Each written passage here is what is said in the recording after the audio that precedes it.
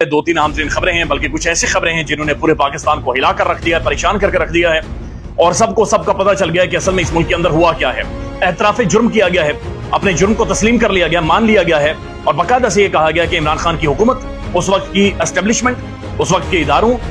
यानी जनरल बाजवा साहब ने असल में इमरान खान की हुकूमत गिराई थी। तो अरशद शरीफ साहब जो सवालात पूछा करते थे कि वो कौन था जो डॉट कनेक्टिंग हुई थी, वो सीरा खुरा जाकर जनरल बाजवा साहब के साथ जाकर मिला है कि जनरल बाजवा साहब ने इमरान खान की हुकूमत गिराई थी। यानी पाकिस्तान की तारीख में जो हमने तारीख पढ़ी है, पॉलिटिकल साइंस में या मुख्तलिफ लोगों से सुनी है, उसमें 75 सालों में पहली दफा ऐसा हुआ है कि एक रिजीम चेंज गले पड़ गई है, एक रिजीम चेंज सबका ताकुब कर रही है, एक रिजीम चेंज सबको नंगा कर रही है और एक रिजीम चेंज करने वालों के लिए जमीन तंग होती जा रही है और उनके लिए बहुत ज्यादा मुश्किलात होती जा रही हैं। यानी पहली दफा किसी रिजीम चेंज के ऊपर इतनी ज्यादा पाकिस्तान में डिबेट और डिस्कशन हुई और पहली दफा इस रिजीम चेंज के बाद पाकिस्तान में लाइंस ड्रॉ हो गई थी, इस तरफ तुम इस तरफ हम, यानी एक दफा खुलकर इसके ऊपर बात होगी, डिबेट होगी, डिस्कशन होगी और वो डिस्कशन डिबेट चलते चलते आज यहां तक पहुंच गई है कि बाकायदा से एतराफ़ जुर्म किया गया है कि जनरल बाजवा साहब ने इमरान खान की हुकूमत गिराई है। यानी खान भी यकीन करता रहा और इमरान खान ये कहता रहा कि मैं तो जनरल बाजवा के साथ वन पेज पर खड़ा रहा, मैं तो दोस्ती निभाता रहा और मैं तो देखता रहा कि हम दोनों मुल्क के मुफादात में कामकाज कर रहे हैं। लेकिन जनरल बाजवा साहब ने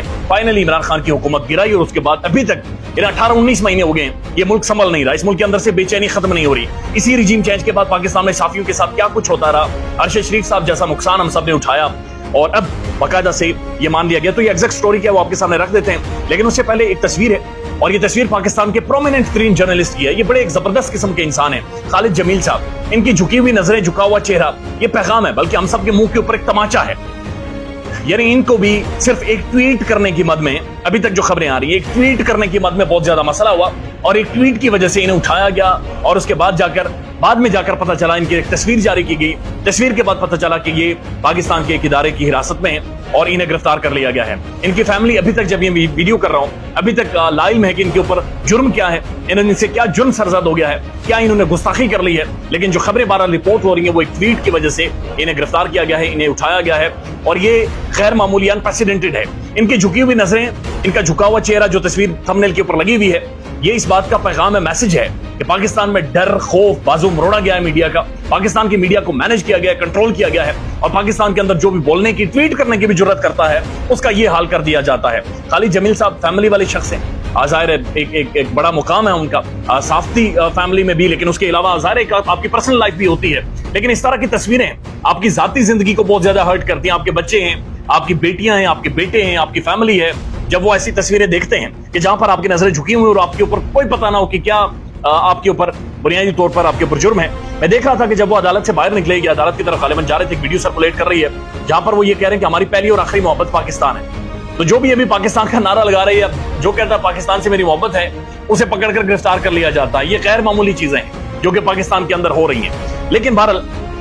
राना सनाउल्लाह साहब साबिक वज़ीर दाखिला, नून लीग की अहम तरीन शख्सियत, मुझों को ताव देते हैं, बड़ी बदमाशी उनके दौर में हुई है और बदमाशी ज़ाहिर है किसके सर पर वो करते रहे, वो भी अब चीजें सामने आती जा रही हैं। वो कहते हैं, उनसे पूछा गया, पाकिस्तान के प्रोमिनेंट जर्नलिस्ट ने सवाल पूछा कि आप लोग अब कह रहे हैं कि जनरल बाजवा का एहतसाब करेंगे, लेकिन आपने तो जनरल बाजवा को एक्सटेंशन दी है, आप तो बाकायदा से उन्हें एक्सटेंशन देते रहे, आप तो उन्हें फैसिलिटेट करते रहे। तो इस पर राना सनाउल्लाह साहब कहते हैं कि ये स्ट्रेटेजी का हिस्सा था, ये ज़ाहिर एक स्ट्रेटेजी थी और हमने इस फितने के खात्मे के लिए कुछ जरूरी था कि ऐसी चीजें की जाती जिनसे इस फितने को गिराया जाता है, यानी इमरान खान की हुकूमत गिराई जाती। और वो कहते हैं कि जब हमने बाजवा साहब को एक्सटेंशन दी तो उसके बाद हमें इमरान खान की हुकूमत गिराने में या फितने को खत्म करने में हमें बहुत ज्यादा मदद मिली। यानी कि वो जो तासुर है वो बड़ा क्लियर है कि जनरल बाजवा साहब ने उसके बाद फैसिलिटेट किया और इमरान खान की हुकूमत गिरी। यानी जो सिंध हाउस में मंडी लगी, जो लोग टूटे, जो लोग इधर से उधर भागे और बहुत सारे लोग जो इमरान खान को दिए गए थे, जब वो हवा चली और वो सारे उस तरफ भागना शुरू हो गए, वो अब इस जुर्म का एतराफ कर लिया गया है कि वो असल में सब कुछ मैनेज जनरल बाजवा साहब ने किया था। और इमरान खान कहते हैं कि आखिरी टाइम तक जनरल बाजवा साहब मुझे कहते रहे,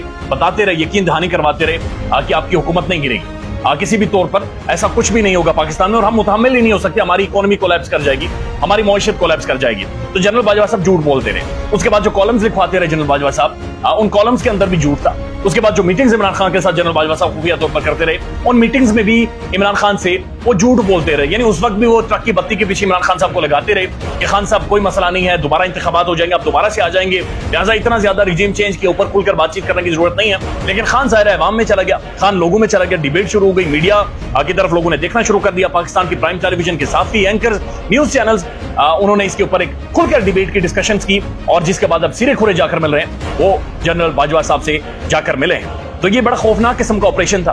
बड़ा खौफनाक एक रिजीम चेंज था, जिसके बाद हम सब देख रहे हैं कि हम सब भुगत रहे हैं। पूरा पाकिस्तान इस चीज को, इस रिजीम चेंज को भुगत रहा है। जो महंगाई हुई, जो मार धाड़ हुई, जो डर पड़ा, जो खौफ पड़ा, जो नौजवान हमारे मुल्क से बाहर चले गए, जो नौजवान आज का मायूस हुआ, पाकिस्तान के सिस्टम के ऊपर लोगों का जो यकीन था मुतज़लज़ल हुआ, पाकिस्तान का मॉरल कोलैप्स हुआ, लॉ कोलैप्स हुआ, पाकिस्तान का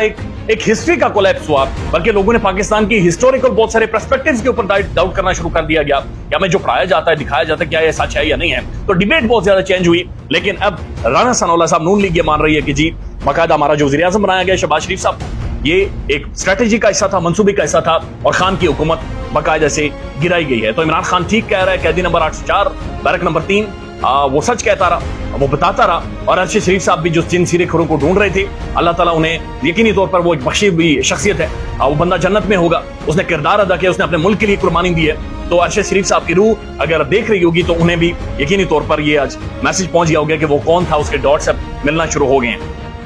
अब जो केस है जो पाकिस्तान में बहुत ज्यादा डिस्कस हो रहा है, जो फैजाबाद धरना नजरसानी केस है, इसके ऊपर नजरसानी की एक अपील है कि दोबारा से सारे मामले को देखा जाए। ये अहम तरीन फैसला है, ये अहम तरीन मामला है, बल्कि पाकिस्तान की तारीख का सबसे बड़ा फैसला है, जहां पर जस्टिस काजी फाइज ईसा साहब ने एक फैसला दिया था, और उन्होंने उस वक्त के रियासती इदारों के ऊपर के बारे में ये कहा था कि ये अपनी हुदूद से तजावुज़ कर रहे हैं, और ये बाकायदा से फैसिलिटेट कर रहे हैं, ये ऐसे धरनों को भी फैसिलिटेट कर रहे हैं, और ये सियासी मामलात के अंदर इनका अमल दखल है। पाकिस्तान के अहम तरीन खुफिया इदारों के ऊपर अभी बातचीत हुई थी, और पाकिस्तान के बाकी भी अस्करी इदारों के हवाले से उन्होंने कहा था कि इन इदारों को बाकायदा से अपनी हुदूद में रहें, और इदारों के जो सरबराहान हैं वो उन एहलकारों के खिलाफ या इदारों के उन शख्सियात के खिलाफ कार्रवाई करें जो इस तरह की पॉलिटिकल एक्टिविटीज के अंदर शामिल होते हैं। और उस वक्त ये खुफिया इदारे के सरबराह को बाकायदा से पैसे देते हुए भी देखा गया था कि फैजाबाद धरने के जो शुरका थे उन्हें बाकायदा से पैसे उन्होंने बांटे थे, और वो विजुअल्स आज भी यहाँ पर मौजूद हैं। उसके बाद ये भी कहा गया कि बाकायदा से पाकिस्तान के इदारों ने, हसास इदारों ने पाकिस्तान के मीडिया चैनल्स का बाजू मरोड़ा, और पाकिस्तान के प्रोमिनेंट चैनल्स को ब्लैकमेल करके, बल्कि धौंस धमकी से जबरदस्ती उनसे कवरेज करवाई, मीडिया में उस धरने की कवरेज करवाई गई, और फिर एक टीवी चैनल बाकायदा से रोटी शोटी भी सप्लाई करता रहा, यानी खाना शाना भी उस धरने में देता रहा। अब ये खाना शाना, रोटी शोटी जो एक टीवी चैनल देता रहा, क्या वो दबाव में दे रहा था या फिर उसके भी मुकासिद थे, ये अपनी जगह पर मौजूद है। लेकिन बहरहाल इस फैसले में ये भी कहा गया कि मीडिया को, बहुत सारे और साफी जो सिद्दीक जान साहब यानी जो रिपोर्ट कर रहे हैं, उन्होंने ये भी कहा कि इस फैसले के दौरान काजी फाइसा साहब की ये भी ऑब्जर्वेशन थी कि